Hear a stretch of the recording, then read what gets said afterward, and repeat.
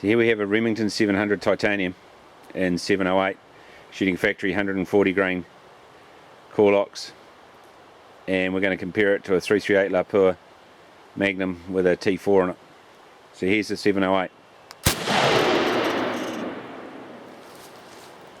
Here's the 338 Lapua with a T4 Terminator brake on it, shooting 300 grain ECMKs at 2600 feet per second.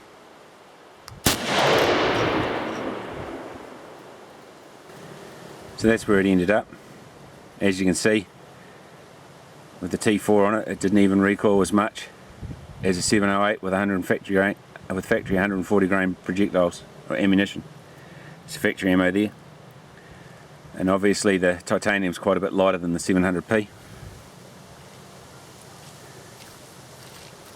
Over there you can see one of the locals, not too worried about us. It's a Weka.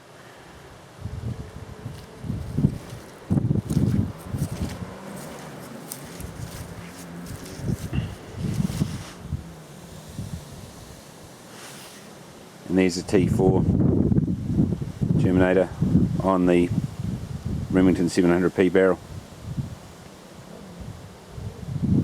Thanks for watching.